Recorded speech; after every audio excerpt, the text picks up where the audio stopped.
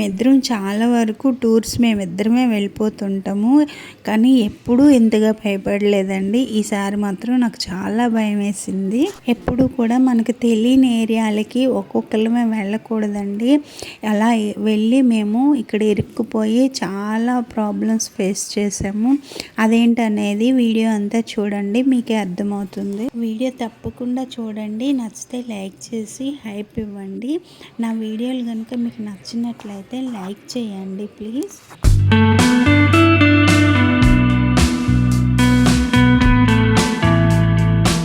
Hi అండి, అందరికీ నమస్కారం. యాత్రా విశేషాలకి స్వాగతం అండి.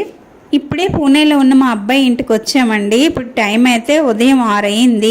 ఇంట్లో అడుగు పెట్టగానే వీడియో ఏంటని మా వారు చిరాకు పడ్డారు, ఆపేస్తున్నాను. 2 days అయితే పూణేలో ఉన్నామండి. లోకల్ టెంపుల్స్ అవి విజిట్ చేసాము. అవన్నీ కూడా నేను తర్వాత వీడియోలో పెడతాను. ఈ రోజు అయితే మేము పూణే నుంచి బయటకు వెళ్తున్నామండి. ఒక 3 ప్లేస్లు అయితే విజిట్ చేద్దామని ముందే డిసైడ్ అయ్యి వచ్చాము. ఒకటి పండ్రిపురము పాండురంగ స్వామి, ఇంకా పర్లి వైద్యనాథ్, అవుండ నాగ్నాథ్, ఈ 3 కవర్ చేద్దాం అనుకున్నామండి. ఫస్ట్ అయితే మా అబ్బాయి కోడలు ఉంటున్న ఇల్లు చూసేద్దాం రండి. ఇదైతే 20 అంతస్తుల బిల్డింగ్ అండి. వీళ్ళు ఉన్నది 7th floor అనమాట. ఎంట్రన్స్ లోనే కిచెన్ ఉంటుందండి. కిచెన్ తర్వాత చూపిస్తాను. ముందు బెడ్రూమ్ చూసేద్దాము. ఇదిగోండి బెడ్రూమ్. ఇది ఇల్లు అయితే 1 bedroom, ఒక కిచెన్ ఇలా అంతే ఉంటాయి. ఇంటీరియర్ అంతా చాలా బాగున్నదండి. అండ్ ఒక్క వైపు అయితే గోడ అసలు లేదు, మొత్తం బాల్కనీ ఇచ్చేసాడు గ్లాస్తో పెట్టేసి, మొత్తం కర్టెన్ వేసి చాలా బాగున్నదండి. ఇది ఓపెన్ చేస్తే ఫుల్గా గ్రీనరీ అంతా కనిపిస్తుంది. ఇంటీరియర్ అయితే నాకు చాలా నచ్చింది. ఇదంతా ఇల్లు ఎంత బాగున్నదో ఈ ఏరియా కూడా అంతే చాలా బాగుంటుందండి చూడడానికి. నాకైతే చాలా నచ్చింది. మా అబ్బాయికి కూడా ఈ ఏరియా చాలా నచ్చిందటండి. ఈ ఇల్లు కొంచెం కంజెస్టెడ్ గానే ఉన్నది.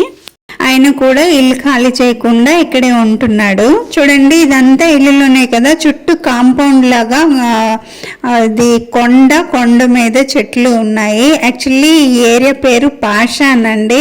పాషాన్ అంటే సంస్కృతం వర్డ్ అండి, దాన్ని తెలుగులో రాయి అని అర్థం అనమాట. ఇక్కడ కొండని తవ్వేసి ఇల్లులు కట్టించారనమాట. అందుకని ఇల్లులే కాదు, మెయిన్ రోడ్లు, హైవే రోడ్లు అన్నీ ఉన్నాయి. చుట్టూ కొండ కూడా అలాగే ఉన్నదండి. ఏరియా అంతా ఒక డిఫరెంట్ గా అనిపిస్తుందండి. ఇదిగోండి మా వారు కూడా రెడీ అయిపోయారు. మా వాడైతే ఇంకా టైం ఉంది, ఆగు మమ్మీ అంటున్నాడు. ఇక్కడ కిచెన్ లో గ్యాస్ స్టవ్ అలౌ లేదండి, ఇండక్షన్ మీదే వండుకోవాలి.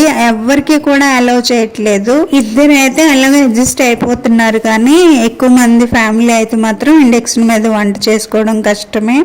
మైక్రోవేవ్ అయితే ఉన్నదనుకోండి, కెటిల్స్ అవి పెట్టుకుంటారు. అండ్ ఇదైతే కిచెన్ లో కూడా ఒక బెడ్ వేసుకున్నారు, ఎవరైనా వస్తే సరిపోతుందని. అండ్ ఈ రూమ్ కి అయితే ఒకవైపు అంతా బాల్కనీ, ఇంకోవైపు కిటికీ కూడా ఉన్నది. 2 వైపుల నుంచి కూడా చక్కగా బయట అంతా కనిపిస్తుంది. వీళ్ళైతే బయటకి ఎక్కడికి టైం పాస్కి వెళ్ళక్కర్లేదండి, ఇంట్లో ఉండి కూడా టైం పాస్ అయిపోతుంది. గ్రీనరీ, వర్షం పడినా భలే ఉంటది ఇక్కడ వాతావరణము. ఇది ఉండి తినేనండి మా కోడలు సుప్రీతి. దేవుడిని పెట్టడానికి ఎక్కడ ప్లేస్ లేదండి, కిచెన్ లోనే ఫ్రిడ్జ్ మీద దేవుడిని పెట్టుకున్నారు వీళ్ళు. మేము ఇప్పుడు వెళ్లాల్సిన 3 యాత్రలకి కూడా ట్రైన్ సర్వీస్ అయితే అంత సరిగ్గా లేదండి. చాలా లాంగ్ జర్నీ చూపిస్తుంది. అందుకని చెప్పి బస్సుల్లో వెళ్దాం అనుకున్నాము. మహారాష్ట్రకి మన ఆంధ్ర లాగే బస్ సర్వీస్ చాలా ఎక్కువ ఉంటుందండి. అందుకని బస్సులో ఈజీగా జర్నీ చేయొచ్చు అనుకున్నాము. కాకపోతే బస్సులకు వెళ్ళాలంటే మనకు బాగా నాలెడ్జ్ ఉండాలి, లోకల్ వాళ్ళు అయి ఉండాలి. మనకి ఇక్కడ ఎవరు తెలిసిన వాళ్ళు లేరు. బాబు వచ్చి కూడా ఎక్కువ రోజులు అవ్వలేదండి, ఒక 6 months అయింది. పైగా ఇక్కడ అంతా హైఫై సొసైటీ కదా, ఒకరితో ఒకరు మాట్లాడుకునే పరిస్థితి లేదు. ఇదిగోండి మా అబ్బాయి వాళ్ళు ఉంటున్న బిల్డింగ్ ఇదేనండి. 20 floors ఉంటాయి ఇందులో. ఎంత పెద్ద టవర్ ఉందో చూసారు కదా. పూణేకి 40 kilometers దూరంలో హడప్సర్ అని ఒక స్టేషన్ ఉన్నదండి. అక్కడి నుంచి మాకు ఆ ట్రైన్ మధ్యాహ్నం 3:30కండి. మేము ముందుగా పర్లి వైద్యనాథ్ని దర్శించుకుందాం అనుకున్నామండి. పర్లి వెళ్ళడానికి పూణే నుంచి కూడా ట్రైన్స్ ఉన్నాయి. కాకపోతే అవన్నీ కూడా లోకల్ ట్రైన్స్ అండి. 12 గంటల జర్నీ చూపిస్తుంది. ఇప్పుడు మేము వెళ్తున్న ట్రైన్ అయితే హడప్సర్లో బయలుదేరి ఇది కాజీపేట వరకు వెళ్తుందండి. మధ్యలో మేము లాతూర్ అనే స్టేషన్లో దిగిపోతాము. అక్కడి నుంచి పర్లి వైద్యనాథ్కి 60 కిలోమీటర్స్ దూరం అండి. బై రోడ్డు వెళ్ళిపోదామని డిసైడ్ అయ్యాము. ఇదిగోనండి, ఇదేనండి హడప్సర్ స్టేషను. ఇది చిన్న స్టేషనే అండి. ఇక్కడి నుంచి లాతూర్ వరకు 6 అవర్స్ జర్నీ అండి.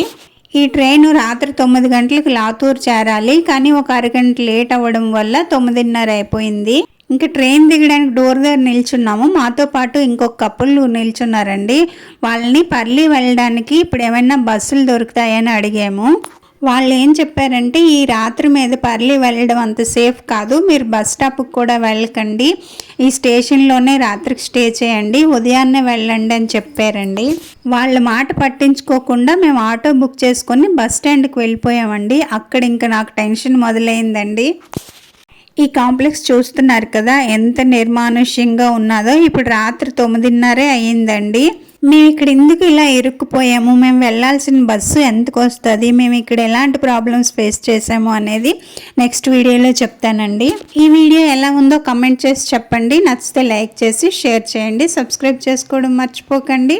ఇంకో మంచి వీడియోతో మళ్ళీ కలుద్దాం. అంతవరకు సెలవండి. బాయ్.